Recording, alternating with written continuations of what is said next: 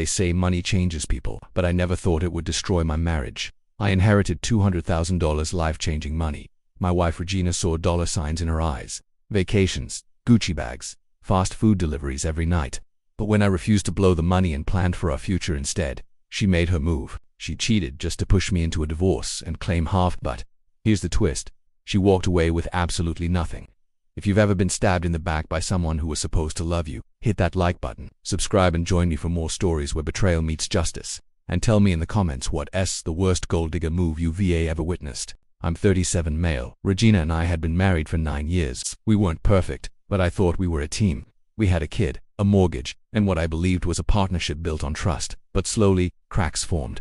Regina had a health scare a few years back, left her job, and never returned to work. At first, I supported her fully, no questions asked. I wanted her to heal. But once the doctor cleared her, she just never tried again. 3 years passed. She sat at home scrolling TikTok, ordering DoorDash while I worked myself to the bone, keeping our tiny family afloat. I tried to bite my tongue. I told myself, she's my wife, she deserves compassion. But resentment grew. Then came the inheritance. My grandfather, the only grandparent I truly knew, passed away. He wasn't flashy, but he was wise. When I told Regina, she lit up like a Christmas tree. Of course, she said she was sad he passed, but I could see the joy in her eyes. She didn't see my grandfather's sacrifice or legacy. She saw shopping sprees, vacations, and a new car. Meanwhile, I had different plans. Pay off the mortgage, secure our kids' future with a college fund, invest the rest safely. It wasn't glamorous, but it was smart. The first crack came when she said, "We've never taken a family vacation. Let's go to Disney, just $5,000. That's nothing out of $200,000. She wasn't wrong. We hadn't had a vacation, but I'd read stories of lottery winners blowing fortunes overnight. I didn't want to be one of them. I said, let's plan smart first. After investments, we'll see what's left for a trip. She said she understood, but 2 weeks later she brought it up again. Then the Gucci comments started. And the tone in her voice cold, entitled, like she wasn't my wife, but a spoiled stranger demanding her cut. That's when the fight started. She'd sulk, accuse me of being stingy, selfish, even cheap. I kept repeating my plan, but her eyes glazed over every time I mentioned investments or 529 college fund. Then came the betrayal. One day at work, my phone rang. It was Regina, or so I thought. But when I picked up, I heard a man's voice in the background. My stomach dropped. I called her back instantly. "Where are you?" I asked. "At home," she said, too quickly. I left work as soon as I could, heart racing, mind screaming. When I walked in the door, the house smelled different. A strong whiff of cologne, a man's cologne. I searched the bedroom and there it was, an open condom wrapper on the floor.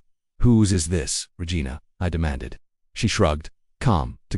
"Oh, maybe it's old. From us." I lost it. My blood boiled. My hands shook. For a moment, I even grabbed her by the throat, not to hurt her but to pull her close, to make her look me in the eye. 3 seconds of raw fury before I let go. She didn't even flinch. She smirked, like she wanted me angry, like she wanted me to snap. I grabbed her phone. She fought me at first, scratched my arm until she drew blood. But then, almost like she gave up, she let me take it. And what I saw confirmed everything.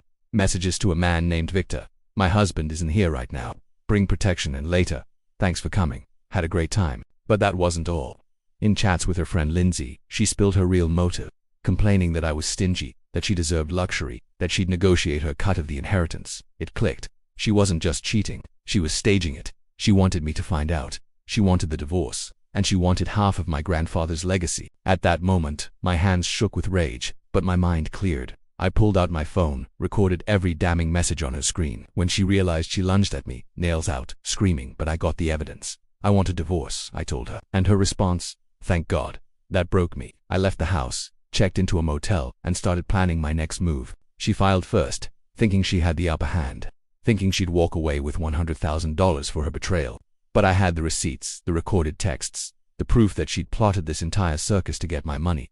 The trial was brutal. Custody, alimony, the house. We fought over it all.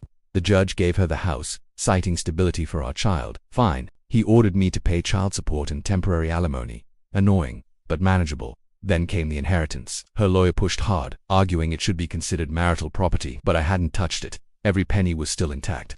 And when the judge saw the texts, her plotting, her entitlement, her intent to divorce only after the inheritance came in, he made his ruling. The inheritance was mine, untouched, untainted, untouchable. Regina got nothing. I wanted to jump up and high-five my lawyer right there in the courtroom, but I saved it for outside. Meanwhile, Regina's face turned scarlet. She tried to argue, but the judge shut her down. That $200,000 safe, mine, and the look on her face, worth every penny of legal fees.